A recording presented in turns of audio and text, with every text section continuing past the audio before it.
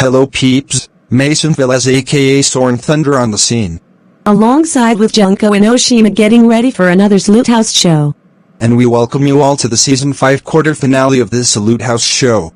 The first segment will be Stan Lee, the creator of Marvel, whom we dedicate this Salute House episode to. The second segment is going to be One Life. Never seen it but we'll salute to it nonetheless. And the third segment is the In-N-Out Burger. It has the tastiest burgers in this restaurant franchise. What do you say, Junko? Shall we start? Yeah, Mason, let's get it on. And that's what the fuck she said.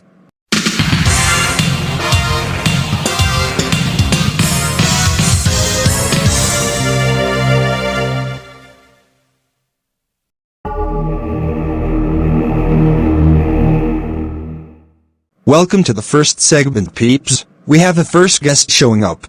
Come on right up now, that's your time to shine. Hello Marvel fans, it's me, Peter Parker from the Spider-Man franchise. We just wanted to say that November 12th, 2018 was one of the saddest days ever. Yeah, our condolences to his family and all of the Marvel and Capcom fans. It's alright, Mason and Junko. Anyways, shall we start the salute? Exactly, Peter. Roll the gameplay footage.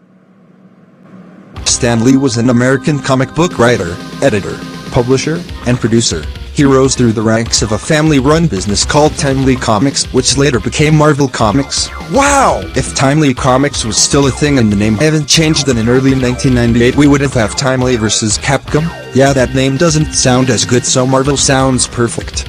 We can see that Mason, so Stan Lee was Marvel's primary creative leader for 2 decades, expanding it from a small publishing house division to a multimedia corporation that dominated the comics and film industries. Stan Lee has done a magnificent job of making his talented shit into a big-ass famous one, in collaboration with others at Marvel, particularly co-writers and artists Jack Kirby and Steve Ditko. He co-created iconic characters. What are the names, Peter?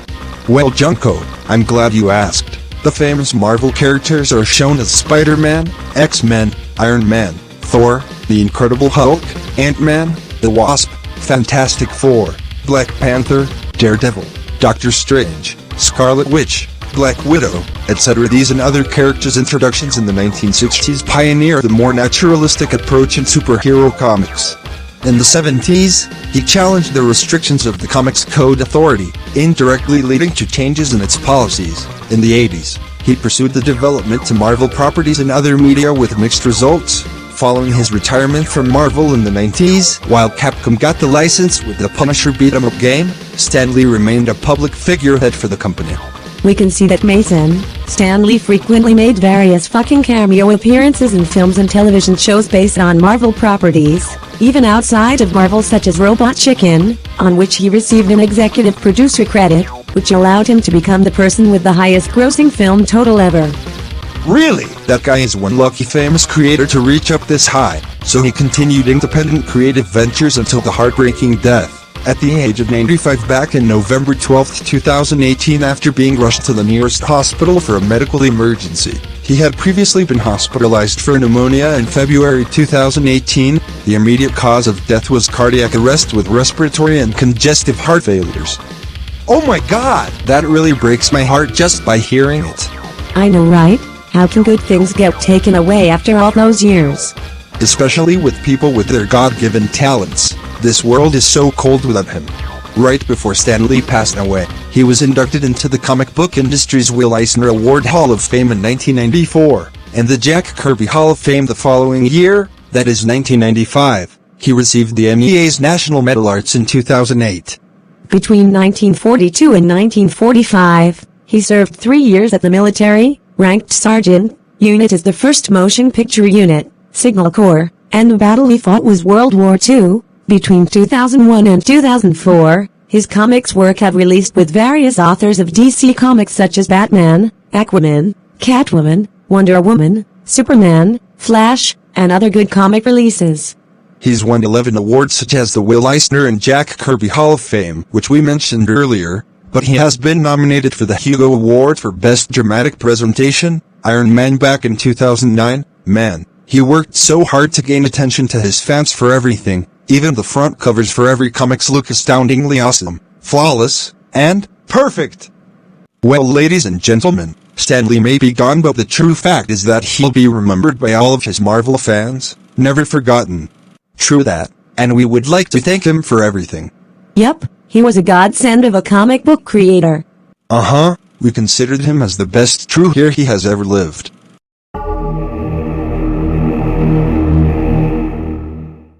Okay peeps, we're officially at the second segment of this episode. Come on over and we'll get started. Oh my fucking god, Gaysonville shit and jerk ho, fuck you shit ma. How fucking dare you start the season 5 quarter finale of this shitty ass Salute House show without me. What? Karen, we didn't remember having you as our guest for the second segment of— Shut up. You two are officially grounded until further notice, and your only punishments are to be sued in court. Hey, what do you think you're doing here? Stay away from me, you scary queero. Kid, you better run, whore. Sorry about that, everyone. So what shall we salute on, Mason and Junko? Well, Asriel, what we're going to salute on is One Life, a 2023 biographical film directed by James Hawes. So what do you say, Asriel? Are you in? I sure am, guys. Okay, now we can roll the gameplay footage.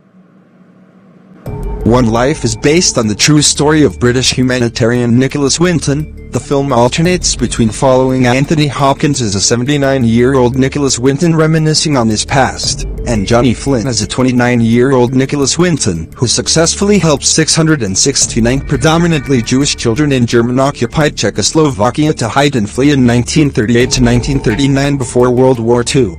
It was horrified by the conditions in the refuge camps. Nicholas Winton decides to save Jewish children himself, actively supported by his mother Babette, herself a German Jewish migrant who has since converted to the Church of England. He overcomes bureaucratic hurdles, collects donations and looks for foster families for the children brought to England.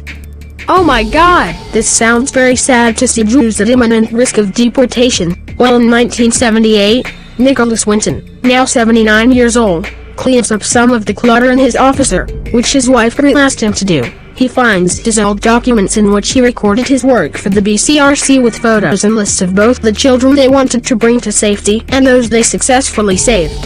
He said that he blamed himself for not rescuing more. Well, he was a true hero saving lives like that. So Winton had lunch with his old friend Martin. He thinks about what he should do with his main scrapbook, full of documents. He is considering donating them to a Holocaust museum, but at the same time he wants to draw some attention to the current plight of refugees as he continues working for the underprivileged, so he decides against it.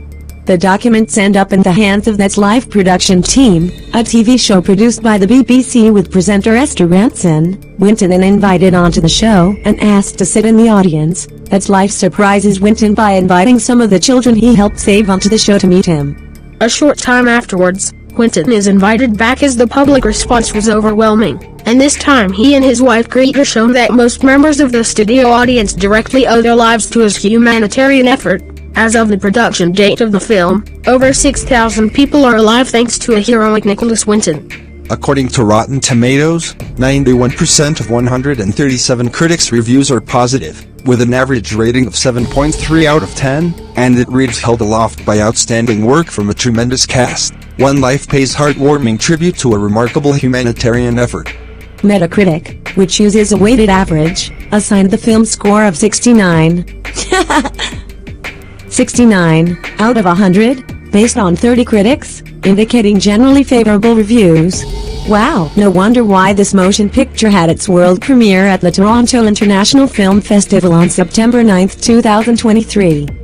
Well, there's one controversy about it. Cinema operators in the United Kingdom therefore mentioned in their advertising for One Life that Nicholas Winton had saved children from Central Europe. Following protests, BBC Film changed the film's description, writing instead that Winton had saved predominantly Jewish children. Other than that, this movie is one good historical drama film. Not to mention, the box office of One Life has grossed out $56.4 million. And it won Cinema for Peace dub for the most valuable film of the year 2024 in Berlin, Germany. That's excellent. One Life deserved more awards to win just as much as Pulp Fiction has. Such a good historical motion picture.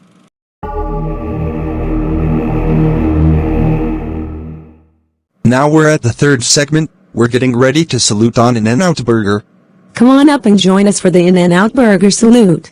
Hello everybody, Come here for the salute of one of mine and DeLorean's favorite burger joints. I see that you're feeling enthusiastic, Kumi. One of the American regional chain of fast food restaurants with locations primarily in California. It's also expanded outside of it into Arizona, Nevada, Utah, Texas, Oregon, Colorado and Idaho. Shall we start, guys? Of course we can. Roll the gameplay footage.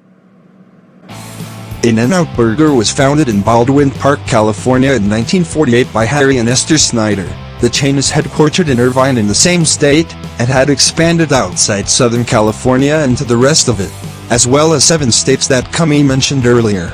This restaurant franchise is planning expansions into New Mexico and Tennessee.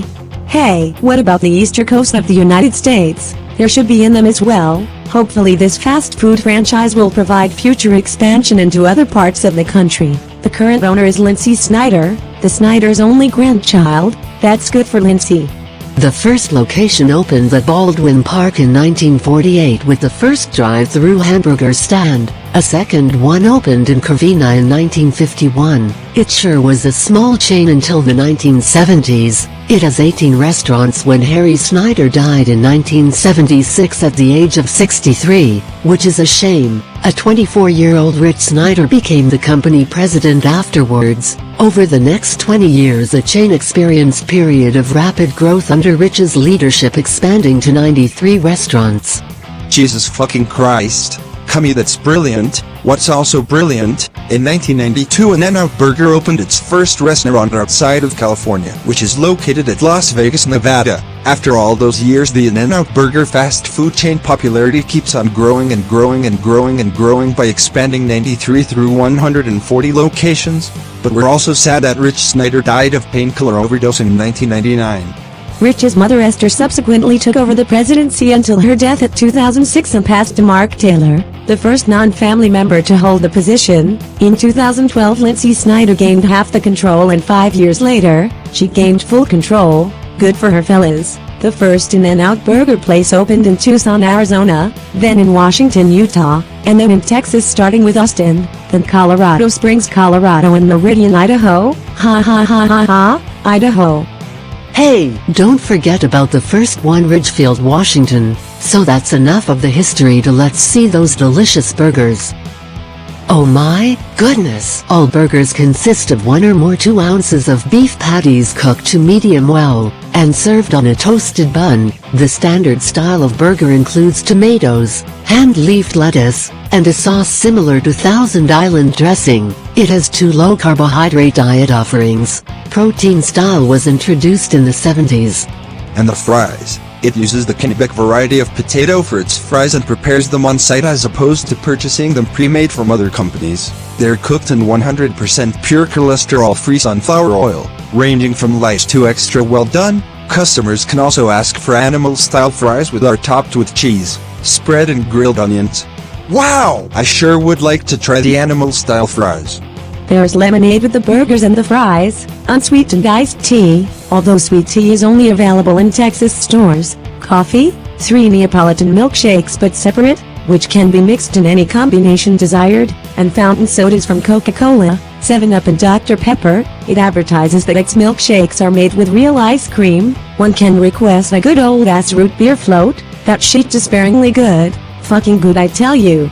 Let's not forget about the secret menu variations. The animal-style fries is the one we said. But, wait, there's more. The 3x3 and 4x4 referred to a burger with a varied amount of meat patties and slices of cheese. Until 2004, it accommodated burger orders of any size. In Halloween of that year, a group of friends ordered a 100 by 100 posting photos on the web with Tony Hsieh, the CEO of Zappos, and the Flying Dutchman is a 2x2 with just the onions, and protein style replaces buns with large leaves of lettuce.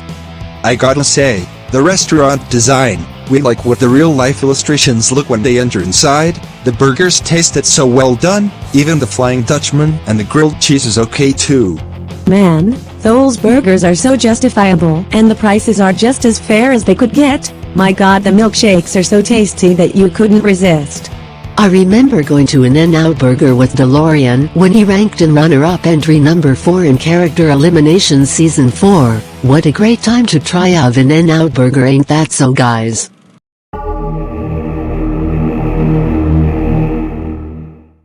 Alright E3, what are the conclusions? Stan Lee was such a talented artist that gave us all the memorable moments of our favorite superheroes and supervillains, Saturday morning cartoons, movies, video games, and other material that lasted forever. One Life is a must-see biographical film that's too good to let it pass. Nicholas Winton sacrificed himself to save the most lives he could. I fucking recommend going to an In-N-Out Burger for the tastiest burgers and fries, milkshakes and other foods that your taste buds would never forget. Anyone want to go to an In-N-Out Burger with me? Then let's go. We're sure as hell down with the 4x4 sandwiches and animal-style fries, Kumi. Anyways peeps, if you don't like any of the segments we like, then your opinions are tolerated. Now if you excuse us, we're going to an In-N-Out Burger since we're done with the Season 5 quarter finale of this Salute House show, so see you later.